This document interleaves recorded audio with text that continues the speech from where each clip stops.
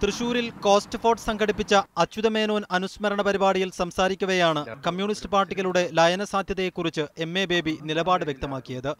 പ്രായോഗിക തടസ്സങ്ങളുണ്ടെന്ന് കരുതി ഈ സാധ്യതയും ചർച്ചയും വേണ്ടെന്ന് വെക്കാനാകില്ലെന്നും എം.എ. ബേബി അഭിപ്രായപ്പെട്ടു. കമ്മ്യൂണിസ്റ്റ് പാർട്ടികൾ ലയിക്കണമെന്ന് വലിയ ആഗ്രഹമുള്ള വലിയ വിഭാഗം നമ്മുടെ സമൂഹത്തിലുണ്ട്. ഈ ആശയം നമ്മുടെ സമൂഹം ചർച്ച ചെയ്തുകൊണ്ടിരിക്കുകയാണ്. ഇത്തരം ആശയങ്ങളെല്ലാം ചർച്ച ചെയ്യപ്പെടണം. ബേബിയുടെ നിലപാടിനെ പിന്താങ്ങി ആദ്യം രംഗത്തെത്തിയത് CPI നേതാവ് ബിനോയ് വിശ്വം.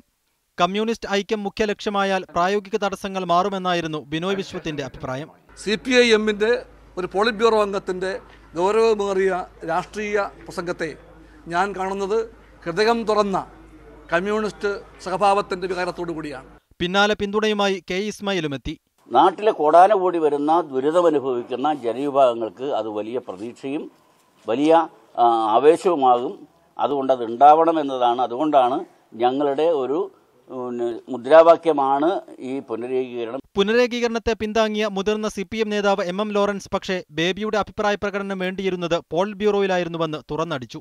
ബേബി അങ്ങനെ പറഞ്ഞിട്ടുള്ളത് ബേബിയുടെ സ്വന്തം അഭിപ്രായം എന്ന നിലയ്ക്കാണോ PBയുടെ അഭിപ്രായം എന്ന നിലയ്ക്കാണോ എന്ന് എനിക്കറിയില്ല. ആഗ്രഹം നല്ലതാണ്, ലയിക്കണമെന്ന് തന്നെയാണ് എൻ്റെ അഭിപ്രായം. വൈകുന്നേരത്തോടെ പ്രതികരണവുമായി പന്ന്യൻ രവീന്ദ്രനും രംഗത്തെത്തി. ലയനത്തോട് യോജിപ്പില്ലെന്നും പുനരേകീകരണമാണ് വേണ്ടതെന്നുമായിരുന്നു പന്ന്യന്റെ നിലപാട്. CPM ലയനം എന്ന് പറയുന്നതിനോട് യോജിപ്പില്ല. കമ്മ്യൂണിസ്റ്റ് പാർട്ടികളുടെ പുനരേകീകരണം എന്നാണ് നേരത്തെ നമ്മൾ പറഞ്ഞത്. അത് 19-ാം പാർട്ടി കോൺഗ്രസ് ഞങ്ങളുടെ പാർട്ടി പറഞ്ഞതാണ്. വിവിധ ബ്യൂറോകൾക്കൊപ്പം ന്യൂസ് ഡെസ്ക് മീഡിയ 1.